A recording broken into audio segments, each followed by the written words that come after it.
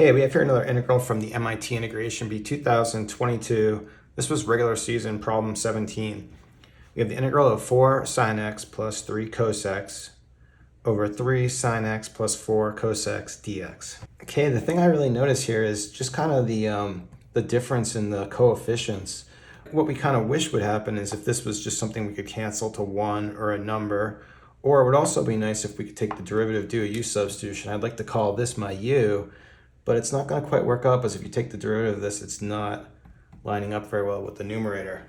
So the method I use in a case like this, I like to call wishful thinking. What I'm going to do is arrange this integral exactly the way I want it. We'll force the numbers to work so that we can actually do it this way.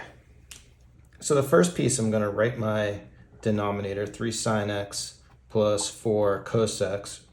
And what I would like to happen, what I wish would happen is I want my numerator to be exactly the same, because if that were true, this is just 1, right? And we know how to integrate 1.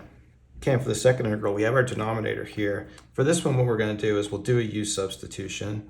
I'm just going to say the u is going to be my whole denominator. And then if I take my derivative of this is going to be 3 cosine x, and the derivative of this is going to be minus 4 sine x dx. So what I want is my numerator to be exactly this, so we'll just write that in.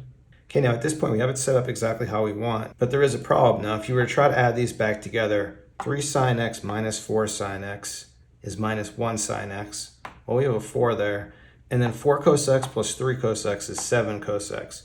So our numbers aren't lining up. So what we're going to need is we're going to need some constant in front of both these integrals. We'll call it a and b. So we want some constant value that's going to make this work. And we'll assume that this value a and b is going to exist.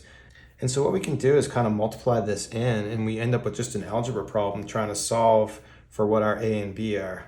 So for example, when we multiply this in, we're going to have 3a sine x, and over here we're going to have minus 4b sine x. And this is going to be equal to this sine value right here. That's going to be equal to 4 sine x. And then we'll do the exact same thing on the cosine. So we're going to have 4a cos x, and then we're going to have 3b cos x, and this is going to equal this value, which is going to be 3 cos x. Well, you notice the trig functions don't really do anything because we could just divide through and get rid of all these. So we're really just doing a simple algebra problem, 2 variables, 2 unknowns. Okay, so we have this little system of equations like this. And you can work this out however you want. You could do this by linear algebra. You could do this. You could solve by one variable. You could solve for one variable, then plug it into the other equation. I'll let you work out the algebra on this. You can use any method you want, but I'll tell you the values I found for a and b. For a, I got 24 over 25, and for b, I got minus 7 over 25. So what I'll do now is I'm going to take my a and b value and just put it back into our equation here. So we're going to have 24 over 25 out front here, and for our b, this is just going to be minus 7 over 25. And if you haven't done this before, just multiply it through and see that it works. When you multiply it out and you add these two numerators back together, you should get back to the numerator of the original problem. Anyway, so now that we've set this up exactly how we want it, we've got ourselves 2 easy integrals that we know how to do because this is just 1, okay, and this is going to be an easy u substitution. So here, for our first part, we're going to have 24 over 25, integral of 1 is just x.